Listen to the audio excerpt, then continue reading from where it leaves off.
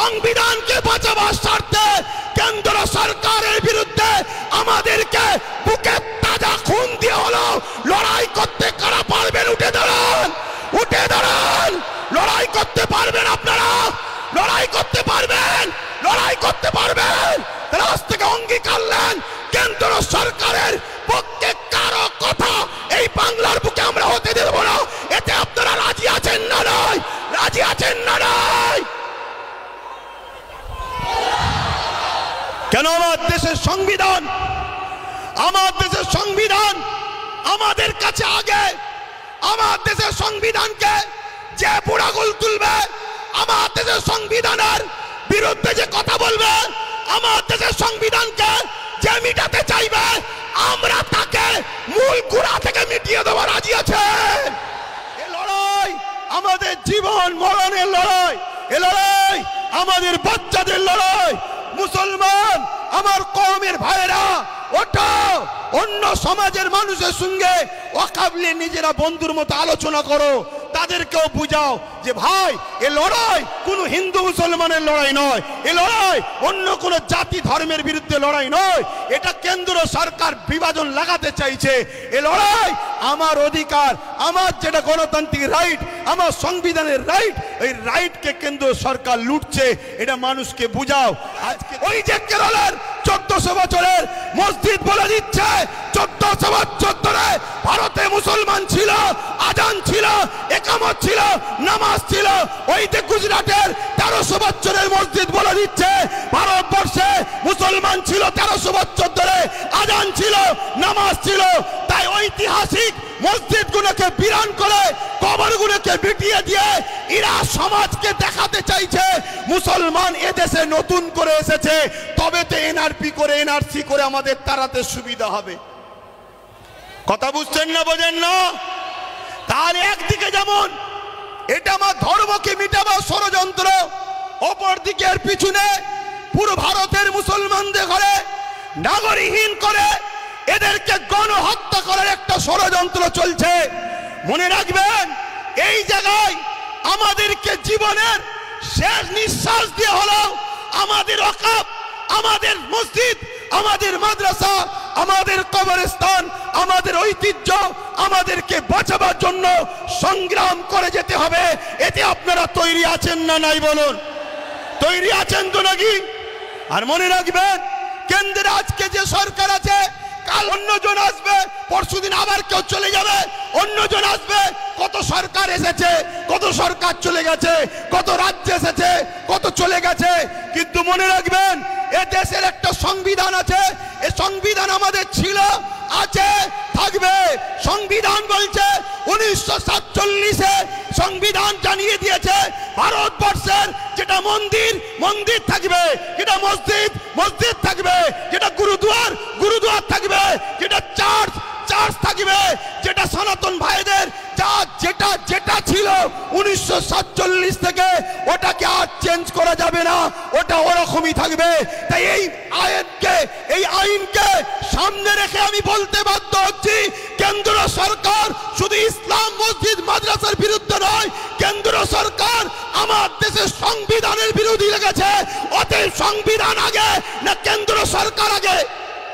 জোরে বলেন, জোরে বলেন। তা সংবিধানকে বাঁচাবার স্বার্থে কেন্দ্র সরকারের বিরুদ্ধে আমাদেরকে বুকে তাজা খুন দিয়ে হলো লড়াই করতে কারা পারবেন? উঠে দাঁড়ান, উঠে দাঁড়ান। লড়াই করতে পারবেন আপনারা? লড়াই করতে পারবেন? লড়াই করতে পারবেন? রাজ থেকে অঙ্গীকার নেন কেন্দ্র সরকারের পক্ষে কারো কথা এই বাংলার বুকে আমরা হতে দেব না। এতে আপনারা রাজি আছেন না নয়? রাজি আছেন না নয়? কেন আমার দেশের সংবিধান, আমার দেশের সংবিধান আমাদের কাছে আগে।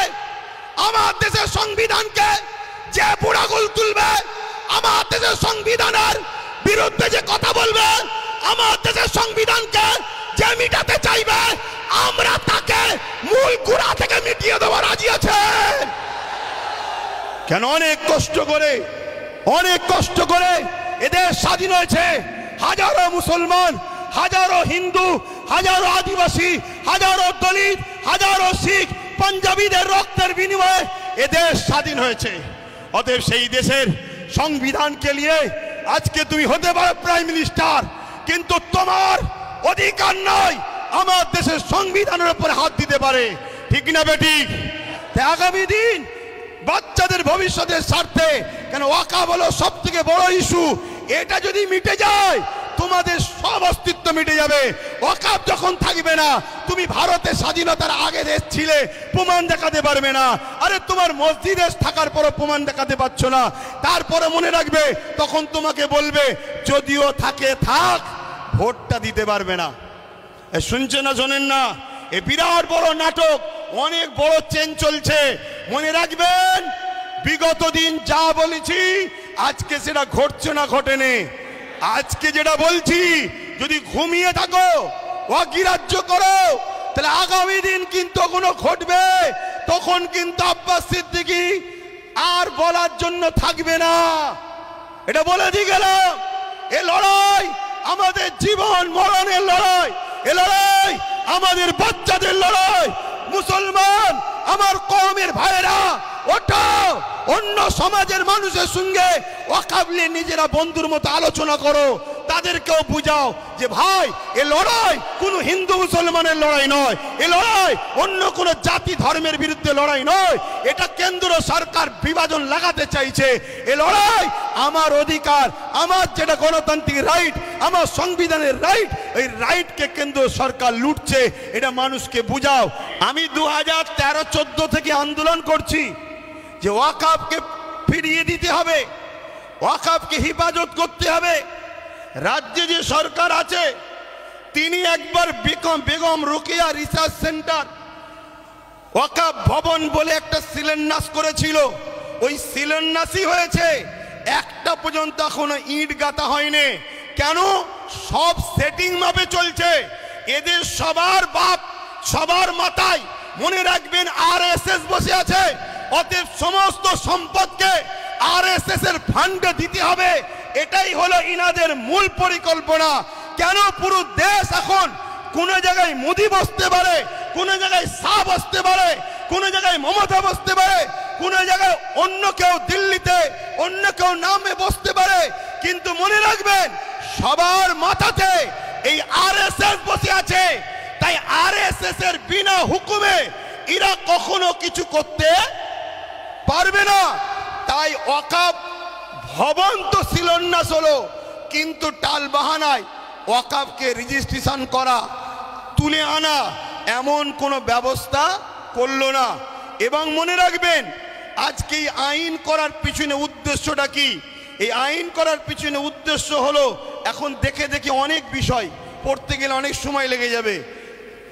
৭৭ বছর ধরে কম বেশি সবাই খেয়েছে, এই টুকটুক টুকটুক করে সবাই খেয়েছে।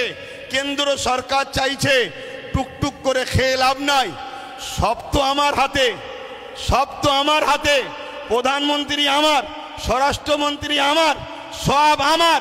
কোর্টকে আইন অবশ্যই সম্মানের, কিন্তু কোর্টের মধ্যে অনেক জজও আমার, লয়ারও আমার। প্রেসার দিয়ে অনেক কিছু করে নেব।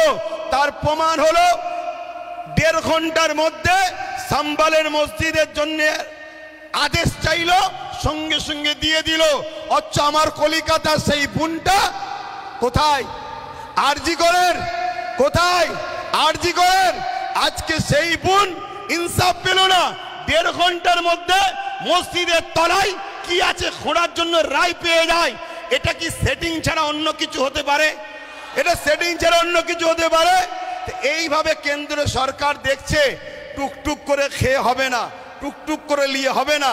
সবই তো আমার, প্রত্যেক জেলার প্রত্যেক রাজ্যের সিএমও তো আমাদের, প্রত্যেক জায়গার ডিস্ট্রিক্ট ম্যাজিস্ট্রেট শুরু করে সব দপ্তরই তো আমাদের।